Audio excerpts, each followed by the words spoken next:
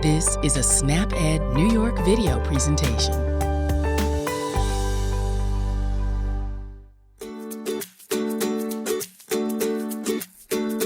Hello everyone, my name is Wendy Beckman and I'm a registered dietitian with the New York State Office for the Aging and SnapEd New York.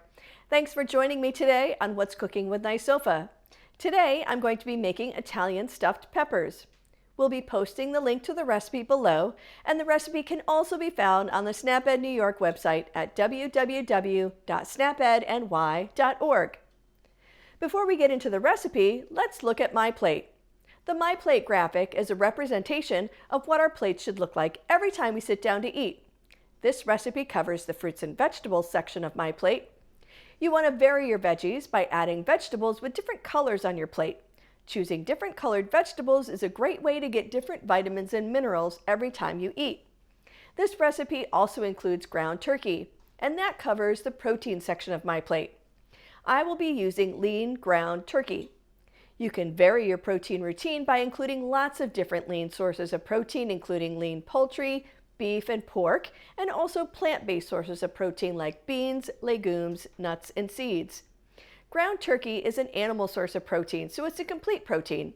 It includes all of the amino acids that your body needs. Remember that everything you eat and drink over time matters. You want to find your healthy eating style and maintain it for a lifetime. The right mix can help you be healthier now and in the future.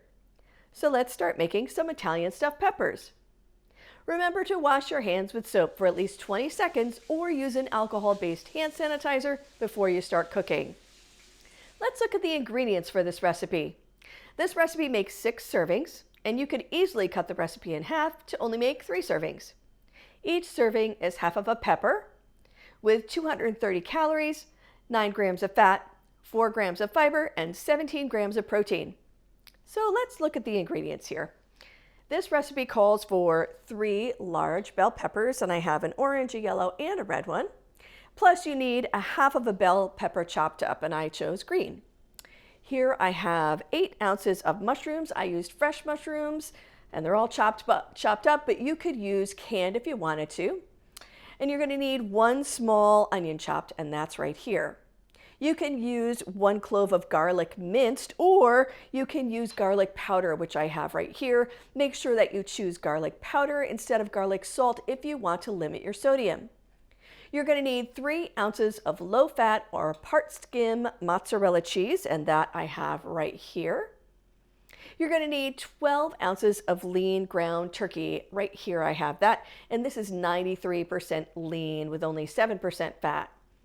You need 1 14-ounce can of diced tomatoes. I have that right here, and this is the no salt added variety. Here I also have a 1 8-ounce can of tomato sauce. This is also a no salt added variety. You're going to need a half of a cup of instant brown rice or minute rice, that's right here. A teaspoon of dried parsley or thyme, which I have right here. You need 1 teaspoon of dried oregano, which I have here. I'm not going to use any salt in the recipe, but I do have a 1/4 teaspoon of black pepper and a 1/4 teaspoon of crushed red pepper.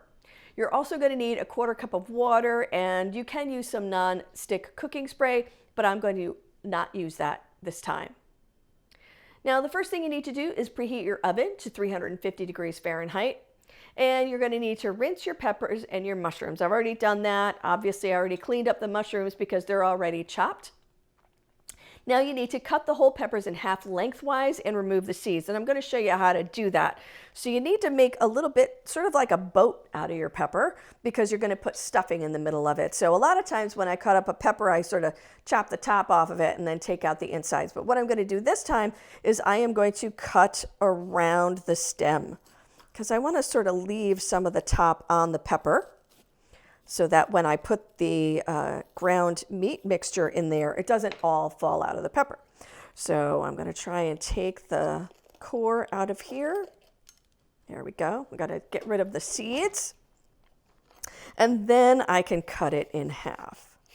And that will make it easier to sort of get these little white pieces out. Certainly they're not harmful. They don't taste bad or anything. It's just that It's a little more aesthetically pleasing. They look a little nicer if you take that little white part out and get the seeds out. So we're going to do that with this one. All right. And we can do that with this one too. A lot of times you can just take it out with your hands. You don't have to get all fancy with the knife there, I guess. And I like to make sure that I tap on my peppers, get all of those seeds out of there. Okay, so there's 2 of those. And let's do another one. Let's do the orange pepper. I'm going to put the red one behind me here. So let's do the same thing. We're going to cut around the stem part. Don't chop the whole top off. That's what I usually do. I'm not going to do that this time. Because these peppers have a job to do. And they got to hold on to that stuffing mixture. So we're going to take that out. And then I'm going to just remove all this white stuff here. Just take it out with my fingers and get the seeds out. There's a lot of seeds in that one. And they do say you can save the seeds from your peppers, and you actually can grow them, in your kitchen, especially if you have an area outside that gets a lot of sun, or if you have a very sunny window. You might be able to start them inside. I think they really need to live outside to get enough sun to give you some nice peppers in the summer months. But sometimes you can do that just with the seeds that you have from the peppers that you bought. You don't have to buy seeds. So let's see if I can get all the seeds out of that one. Okay, so there's a couple of peppers, and we will be putting the stuffing inside of these little pepper boats here. All right, but first we need to make the turkey mixture. So now we're going to cook the ground turkey, and you have to put it in a skillet over medium heat. This has already been heating up, and so hopefully we can get that going there. So one of the things you want to do is you want to sort of mash that turkey up and get it all spread out. You don't want to leave it sort of like a lump in the middle of the pan. You want to spread it out so that it really starts cooking. And I'm going to turn up the heat on this one. And we're going to let that cook just a little bit before we start adding some of the other ingredients. All right, hopefully we get that browning a little bit. So the next thing we're going to add is the onions. But first, let's talk a little bit about these mushrooms here. So mushrooms can be a really good source of vitamin D, especially if you have them out in the light. So they actually convert vitamin D just like humans do. Sort of, if we get exposed to sun, then we have some vitamin D conversion in our skin. And I guess that some of these mushrooms do the same thing. They also are a good source of B vitamins, so things like thiamine, niacin, B12, those types of vitamins. And they do add a little bit of fiber as well. So hopefully we're going to get some of this turkey going here. And next we're going to add some of the onions. So let's do that. All right. That looks pretty good. And that smells great. The turkey and the onions going together, those always smell really good. And then we can add some of these mushrooms as well. So like I said, the mushrooms really can be used to sort of stretch your meat budget a little bit. They have a texture to them that's similar to meat. So if you add them to things like meatloaf, sometimes you don't need to use as much ground beef or ground turkey that you're using in your chili or in your meatloaf or anything like that. So let's see. Next, we're going to be adding some of the chopped pepper. So we're going to put some of that in there. And we can also add the garlic powder now. All right, there, that's starting to go a little bit more. Let's mix some of that together. You can see that's really starting to fill that pan right up, and I'm starting to get some browning on that turkey. So that looks pretty good. All right, so let's add some of these other ingredients. So this is parsley. You can use either parsley or thyme, but I have dried parsley here. And then this is oregano, which of course is classic for an Italian dish. And then I have 2 kinds of peppers. I have black pepper and I have red pepper. I put both of those in. I'm going to mix those together a little bit more. And you can see how that's sort of coming together. It really smells really great. You know, if you have the onions in there and the peppers all together, it starts smelling really good, and you can start trying to think about how those peppers are going to come right together. So we have a couple more ingredients here, and one of them is the diced tomatoes. So I have those right here. I'm going to add those in. I'm going to add some moisture back to this mixture. I'm going to start adding that. Let's mix some of that together. And then I have some tomato sauce, 8 ounces of tomato sauce. I'm going to add that in as well. And those 2 items is what's going to help us to cook the minute rice, okay? So let's try to get all of that incorporated together, because we want to make sure that that's mixed together pretty well before we add the rice. Now, I found that when I made some earlier, that the moisture from the tomatoes was not quite enough to get the rice cooking. So I did have to add some extra water. So here I'm going to add the minute rice, okay? So, and this is instant rice. It's not regular rice. I'm going to add that in. And you can see we need a little bit more moisture in here, all right? So what you want to do is this is going to cook for about 10 or 15 minutes until the rice is tender. But if you don't put enough moisture in here, that rice is never going to cook, and it's not going to be quite right. So what I'm going to do is I have a little extra water back here. I'm going to add this in. And you may find that as you're mixing this and as it cooks over the 10 or 15 minutes, you might find that you need to keep adding a little bit more water. And that is completely okay. You can absolutely do that. So I'm going to let that go. All right. Smells great. But as you can imagine, you need that rice to cook. And the reason why you want to use the minute rice is because, like I said, it cooks faster than regular rice. So the way that minute rice or instant rice is made is they actually, in the factory, they cook it. They cook it once, and then they dry it back out, and they put it in a box, and they sell it to you. So it's actually a processed food. There are certain levels of process. Some people say stay away from processed foods, but you know, a lot of things are processed. All those little baby carrots that you see in the grocery store, those are processed also, right? They've been cut and washed and cut down into a smaller size. Doesn't make them bad carrots. It just makes them a convenience food, right? And that's what this converted rice is. It's brown rice. It has lots of fiber in it, more vitamins and minerals than white rice has in it. But it cooks faster because it's already been cooked once. So it has been processed, but that's not a dirty word, right? Certain things, very highly processed, you know, those you want to limit in your diet. But certain things like this brown rice, it's a convenience, right? You don't have to wait 40 minutes for it to cook. It only takes 10 minutes, all right? So we're going to just let that keep cooking, and you can cover it if you want to.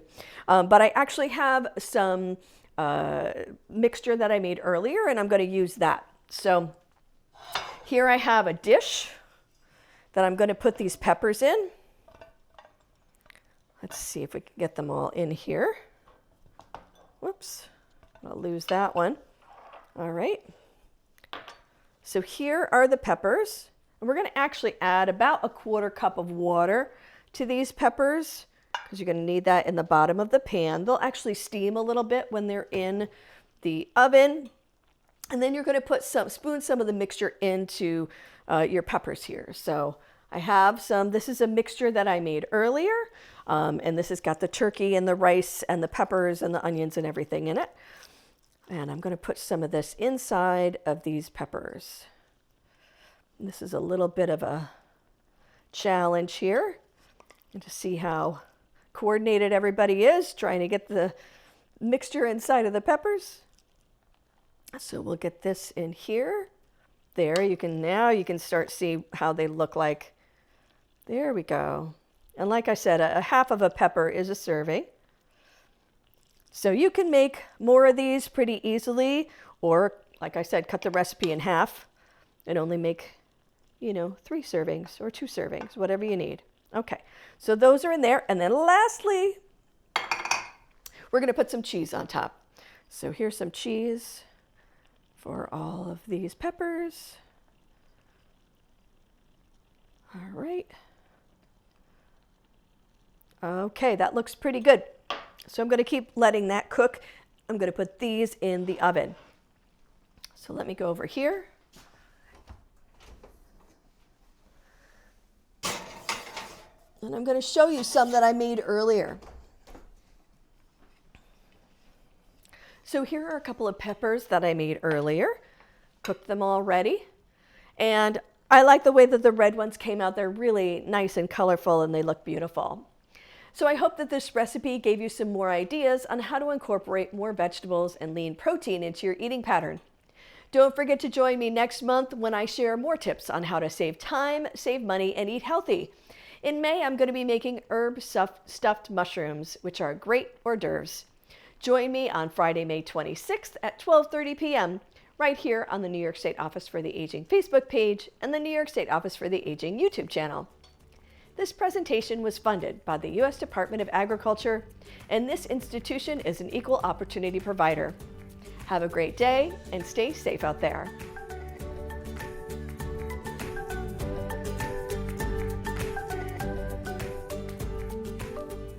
Thank you for joining us today. We know the healthy choice isn't always the easiest choice, but small changes can make a big difference. Start today by getting involved with SNAP Ed New York. This program is free for those who qualify or receive SNAP benefits. We want to help you save time, save money, and eat healthy. Learn how SNAP Ed can make a difference in your life. For more information and to find your local program, visit snapedny.org. This material is funded by USDA's Supplemental Nutrition Assistance Program. SNAP. This institution is an equal opportunity provider.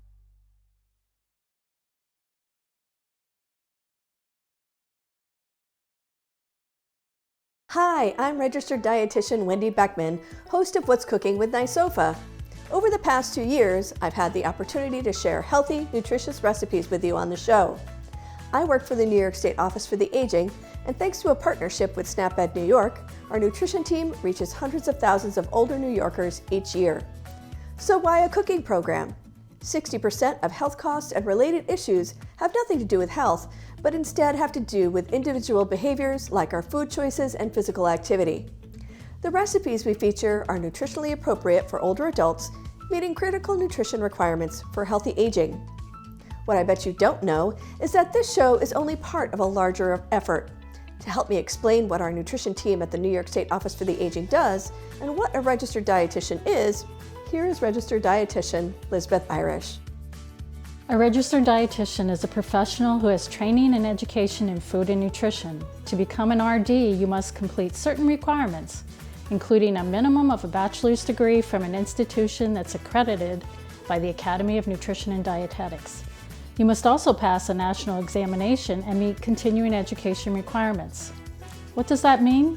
As RDs, we are qualified to offer accurate advice about nutrition, and we can help answer your questions about how diet can affect your health. At NYSOFA, the registered dietitians handle many tasks. This includes hosting 2 online programs aimed at helping older New Yorkers make better nutrition choices. These programs are What's Cooking with NYSOFA, which is our monthly cooking demonstration, and a Facebook Live program that I host called Ask the Experts, Nutrition Edition. In the months ahead, be on your lookout for it. We'll be sharing your questions and our experts' answers about nutrition and health. New episodes of Ask the Experts Nutrition Edition debut the second Friday of each month on Facebook and YouTube. As Lisbeth explained, registered dietitians at NYSOFA handle many tasks, including food safety at congregate meal sites, educational materials, and outreach. In the meantime, please don't miss an episode of either show produced by our team, What's Cooking with NYSOFA and Ask the Experts Nutrition Edition. Every episode is uploaded to YouTube, and you'll find the archive shows there. Do you have a question about foods?